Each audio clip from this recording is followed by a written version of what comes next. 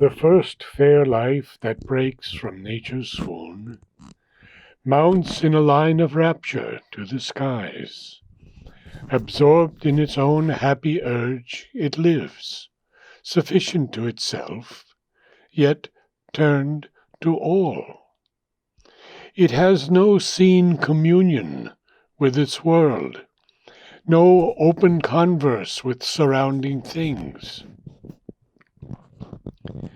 There is a oneness, native and occult, that needs no instruments and erects no form. In unison it grows with all that is. All contexts it assumes into its trance, laugh-tossed, consents to the wind's kiss, and takes transmutingly the shocks of sun and breeze.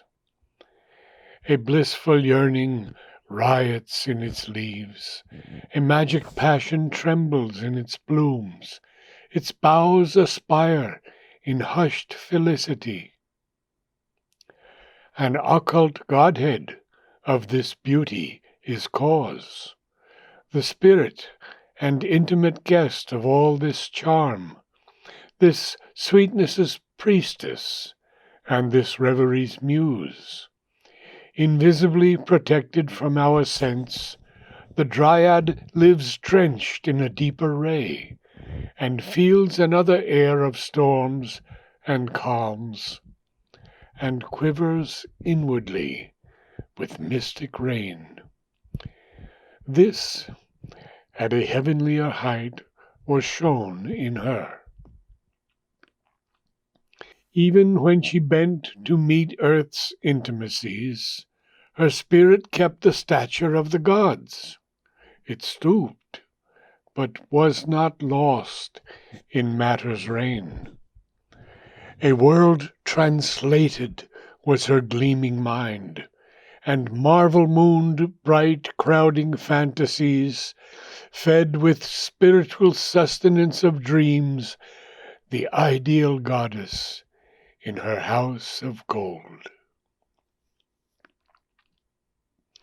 Aware of forms to which our eyes are closed, conscious of nearnesses we cannot feel, the power within her shaped her moulding sense in deeper figures than our surface types. An invisible sunlight ran within her veins, and flooded her brain with heavenly brilliances that woke a wider sight than earth could know. Outlined in the sincerity of that ray, her springing childlike thoughts were richly turned into luminous patterns of her soul's deep truth. And from her eyes she cast another look on all around her than man's ignorant view. All objects were to her shapes of living selves, and she perceived a message from her kin in each awakening touch of outward things. Each was a symbol power, a vivid flash in the circuit of infinities half known. Nothing was alien or inanimate, nothing without its meaning or its call, for with a greater nature she was one. As from the soil sprang glory of branch and flower, as from the animal's life rose thinking man, a new epiphany appeared in her, a mind of light, a life of rhythmic force, a body instinct with hidden divinity, prepared an image of the coming God. And when the slow rhyme of the expanding years, and the rich murmurous swarm work of the days, had honey-packed her sense and filled her limbs, accomplishing the moon-orb of her grace, self-guarded in the silence of her strength. Her solitary greatness was not less. Nearer the godhead to the surface pressed, a sun replacing childhood's nebula, sovereign in a blue and lonely sky. Upward it rose to grasp the human scene. The strong inhabitant turned to watch her field.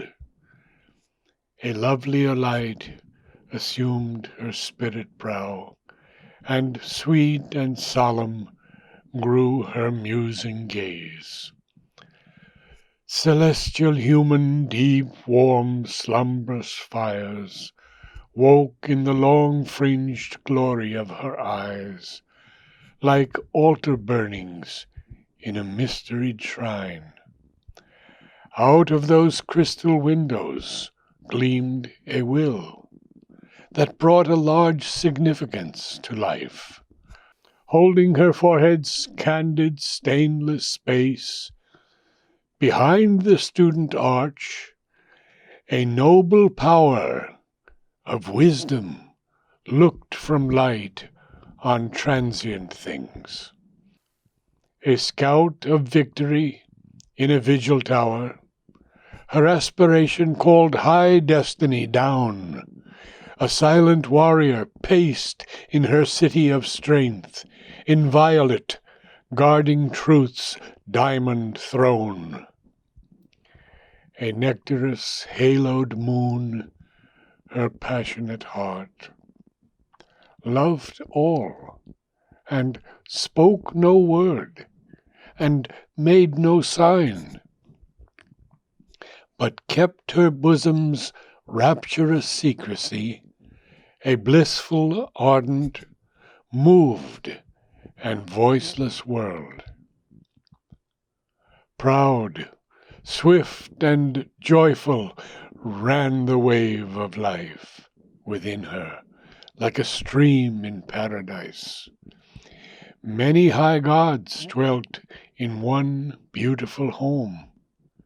Yet was her nature's orb a perfect whole, harmonious like a chant with many tones, immense and various like a universe. The body that held this greatness seemed almost an image made of heaven's transparent light. Its charm recalled things seen in vision's hours. A golden bridge spanning a fairy flood, a moon-touched palm tree single by a lake, companion of the wide and glimmering peace, a murmur as of leaves in paradise, moving when feet of the immortals pass, a fiery halo over sleeping hills, a strange and starry head alone in night. End of Canto 1.